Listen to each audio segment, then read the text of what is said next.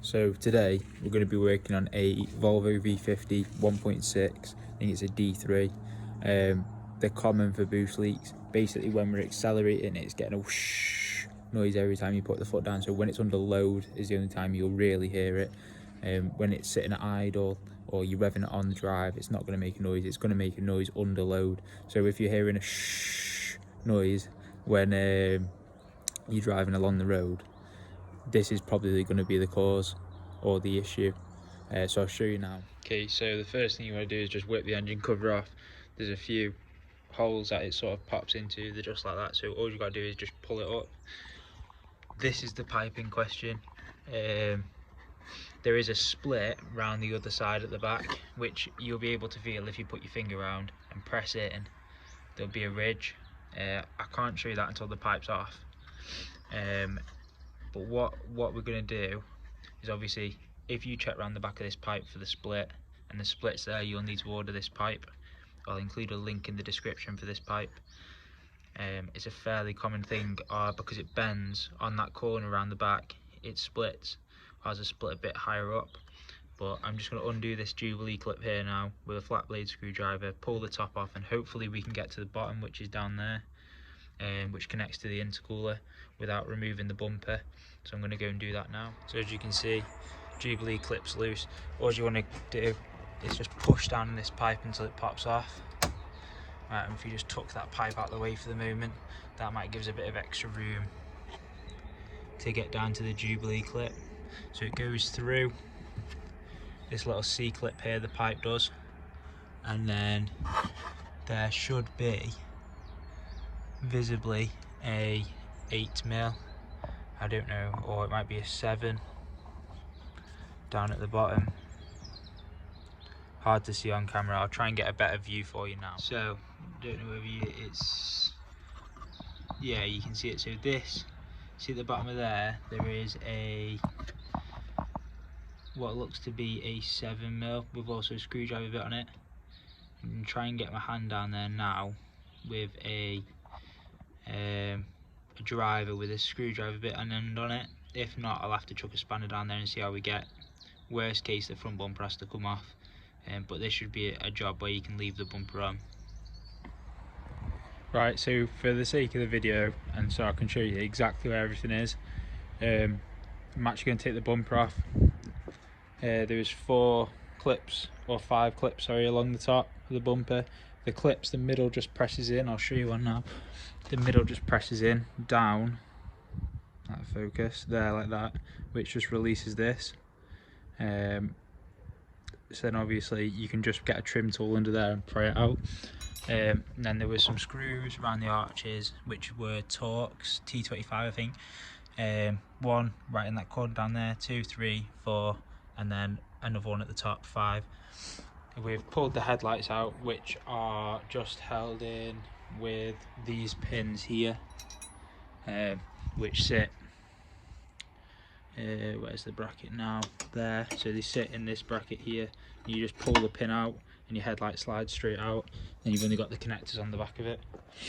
And there was a couple of little Torx screws, 1 there and 1 symmetrical on the opposite side. So I'm just going to pull this bumper off now. It should be fairly easy. Just clip the corners out and pull the bumper off. I think it's on clips on the bottom. If not, might be a few bolts to undo on the bottom, but we'll get to that. Okay, so now the bumper's off. It was just the clips along the top, bolts in the corners. Pull the headlights out. There's a few clips underneath the headlights where you just press down and pull out at the same time. The ones running down the side of the wheel arch liner, and then it's just clips underneath the bumper. The clips look like this. So you see these clips, they just clip into the under tray. You don't need to undo the bumper off the under tray because we need all that off anyway to see this pipe. And if we look under here, we can see the Jubilee clip loads better now. So we'll be able to get a screwdriver or spanner on that now and just undo that and then pop this pipe off and pull it out through the top, I think. So what I'm just doing now is I've just got a little screwdriver bit on the end of a blue point ratchet and just loosening off this Jubilee clip. I'll put it on an easier way next time so I can actually get to it from either the top or with the bumper removed, because this is in such an awkward position now. I can't get a screwdriver on it. I could probably get a spanner on it, to be fair, but it's just easier with a ratchet. So once this is loose, the pipe should just pull off. I'll come back to you when this is all loose. So now the pipe's off, you can see it there.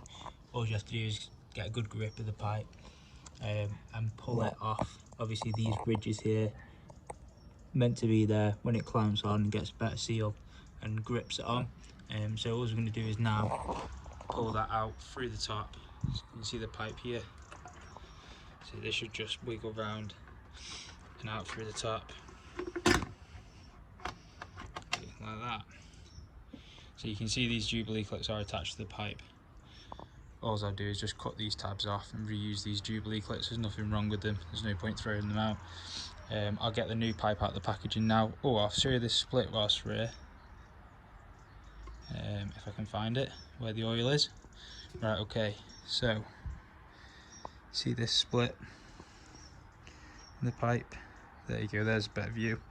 So this is where the air has been leaking. It's gone through the rubber, hasn't gone through the sort of the reinforced spring material inside, but that's a good split, that is.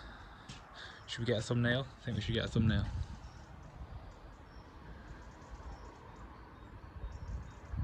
Perfect. Right, let me get that new pipe out. Okay, so this is our new pipe, brand new. This is the part number, the number ending in VB. So this one here, AV61 6K for kilo 863 V for Victor, B for Bravo. That's our part number there. So if anyone needs to order the pipe, I will include a link in the description, like I said before. We've got our Jubilee clips off the pipe now as well. So these open up, slide on the end of the pipe and clamp down. I will reuse these. There's nothing wrong with them at all. They're fit for purpose. There's no point in putting another Jubilee clip on and not getting the right size. At least we know this is the right size for the pipes. So we'll get our new pipe on now. Obviously fit it in reverse order. Put your Jubilee clips on, slide it in through the top, and make sure it's in that little C-shaped bracket there. You can literally see straight down now. It's loads brighter in there. To be fair, we could probably slip the pipe most of the way in. Yeah. So probably slip the pipe most of the way in and get the Jubilee clip on at the bottom of the pipe. Obviously this pipe will be a bit stiffer than your old pipe. It's not been on anything before, it's not been used before. So if we leave it at that stage there, we'll be able to slip the pipe on at the top, wiggle it around at the bottom, get the Jubilee clip on the bottom of the pipe, and then tighten up both the Jubilee clips and rebuild from there. Okay, so new pipe's on. You can have a look at how that sits in the C-clip. Got it pushed right up against this edge up here, there's no gap in between there. And then also underneath, got it pushed up right around, all the way around this edge for a good fit. Got our Jubilee clips on. Obviously this will have to come down a bit more. So you sort of want about 10mm before the end of the clip. Obviously the